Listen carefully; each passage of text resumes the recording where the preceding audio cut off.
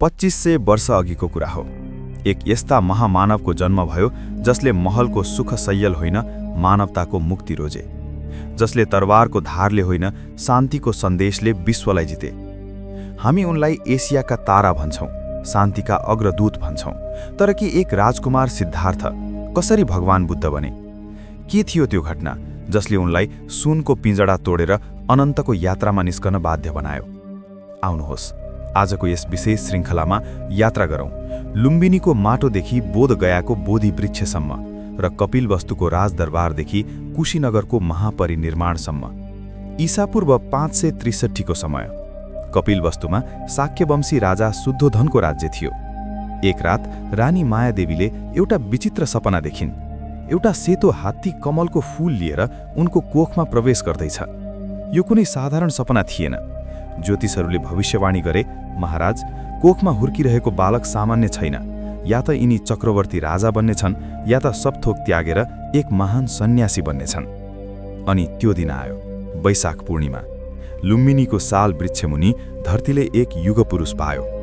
भनिन्छ जन्मना साथ बालक सिद्धार्थ 7 पाइला हिँडेका थिए। तर दरबारमा खुसीसँगै एउटा डर पनि थियो। महान ऋषि असितले बालकलाई देखेर आँसु खसाले, किनकि उनलाई थाहा थियो यो बालकले बुद्धत्व प्राप्त गर्नेछ। तर त्यो महान क्षण देख्न उनी जीवित रहने छैनन्। यता राजा शुद्धोधन भने चिन्तित थिए। उनलाई आफ्नो छोरा सन्यासी होइन, शक्तिशाली राजा बनाउनु थियो। राजा शुद्धोधनले सिद्धार्थका लागि दुःख, पीडा र मृत्युको छाया पनि नपर्ने गरी अग्ला पर्खालभित्रको छुट्टै संसार बनाए। न वृद्ध देखियोस् न रोगी। सिद्धार्थ हुर्किए, यशोधरासँग विवाह भयो र पुत्र राहुलको जन्म भयो। जीवन सङ्गीत र सुगन्धले भरिएको थियो। तर सिद्धार्थको मन भने अशान्त थियो।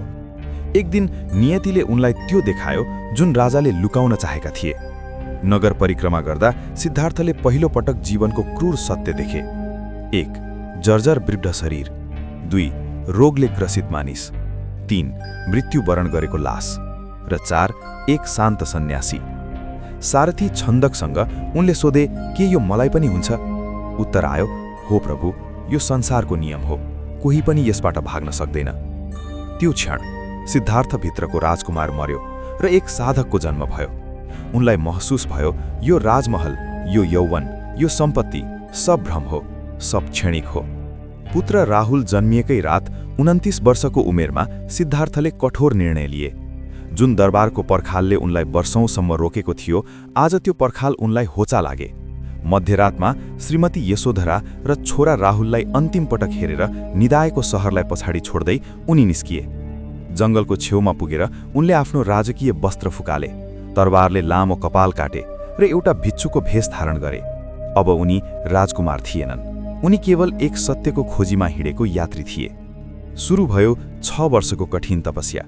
उनले गुरु आलार कलाम र उद्दक रामपुत्तबाट शिक्षा लिए, तर मन शान्त भएन। उनले शरीरलाई यति पीडा दिएर तपस्यामा लीन भए कि उनको शरीर सुकेर हाडछाला मात्र बाँकी रह्यो। उनले सोचेका थिए शरीरलाई कष्ट दिएर नै मुक्ति पाइन्छ। तर निरञ्जना नदीको किनारमा उनलाई एक अनुभूति भयो। वीणाको तारलाई धेरै कसियो भने चुडिन्छ, धेरै खुकुलो भयो भने सङ्गीत निस्किँदैन। त्यो तपस्याको अतिवाद गलत थियो। सुजाता नामकी गोपिनीको हातबाट खीर खाएर उनले मध्यम मार्ग अपनाए।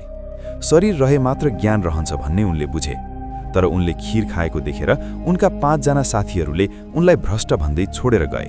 सिद्धार्थ फेरि एक्लो भए। अब सिद्धार्थले अन्तिम प्रण गरे, जबसम्म मलाई सत्य प्राप्त हुँदैन म यो आसनबाट उठ्ने छैन, चाहे मेरो शरीर नै किन नसुकोस्। त्यो रात उनको मनभित्र ठूलो युद्ध चल्यो। काम, क्रोध, लोभ र भयका प्रतीक मारले उनलाई तर्साउन खोजे। तर सिद्धार्थ अविचलित रहे। उनले आफ्नो अज्ञानताको पर्खाललाई भत्काइदिए। वैशाख पूर्णिमाको रात 35 वर्षको उमेरमा सिद्धार्थ गौतमले ब्रह्माण्डको परम सत्य बुझे। उनले जन्म र मृत्युको चक्रलाई देखे। उनले दुःखको कारण र निवारण भेटे। बिहानीको तारा उदाउँदा अब उनी सिद्धार्थ रहेनन्, उनी बुद्ध बने। बुद्ध बनेपछि उनले आफ्नो ज्ञान आफैमा सीमित राख्न चाहेनन्। उनी सारनाथ पुगे, जहाँ उनलाई छोडेर गएका तिनै 5 जनालाई पहिलो उपदेश दिए, जसलाई धर्मचक्र प्रवर्तन भनिन्छ। बुद्ध केवल एक दार्शनिक मात्र थिएनन्, उनी एक महान समाज सुधारक पनि थिए। उनले जातपातको कट्टर विरोध गरे, समाजले अछुत मानेर तिरस्कार गरेको सुनितलाई उनले छातीमा टाँसेर भिक्षुसङ्घमा प्रवेश गराए। भयङ्कर डाकु अङ्गुलीमाल, जसको नाम सुन्दा मात्र मानिसहरू काँप्थे, ऊ बुद्धलाई मार्न अघि बढ्यो।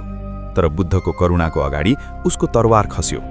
बुद्धले भने, अङ्गुलीमाल, म त रोकिए, म हिंसाबाट मुक्त भएँ, तिमी कहिले रोकिन्छौ? यो एक वाक्यले हत्यारालाई सन्त बनाइदियो। पछि उनी कपिलवस्तु फर्किए। आफ्ना पिता श्रीमती यशोधरा र छोरा राहुललाई पनि धर्मको मार्गमा डोर्याए। उनले प्रमाणित गरे कि जित्नका लागि युद्ध नै गर्नुपर्छ भन्ने छैन। लगातार 45 वर्षसम्म गाउँ गाउँ भुलेर मानिसहरूको दुःख हटाउने उपाय सिकाउँदै 80 वर्षको उमेरमा बुद्धको शरीर शिथिल भयो। कुशीनगरको सालवनमा अन्तिम घडीमा पनि उनी आफ्ना शिष्यहरूलाई सिकाउँदै थिए। शिष्य आनन्द रोइरहेका थिए। तब बुद्धले आफ्नो अन्तिम र सबैभन्दा शक्तिशाली सन्देश दिए, अप्पो दीपो भव, अर्थात् आफ्नो दियो आफै बना, कसैको पछि नलाग, सत्यलाई आफै खोज। यसरी एक युगपुरुषको भौतिक शरीर पञ्चतत्वमा विलीन भयो, तर उनको विचार, उनको दर्शन र उनको शान्तिको सन्देश आज पनि उत्तिकै जीवित छ।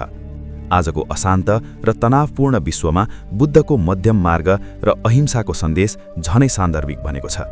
बुद्ध कुनै भगवानभन्दा माथि एक यस्ता गुरु हुन् जसले हामीलाई भन्छन्, म मार्ग देखाउन सक्छु, तर हिँड्ने काम तिम्रो हो। के हामी आफ्नो जीवनको बुद्ध बन्न तयार छौँ?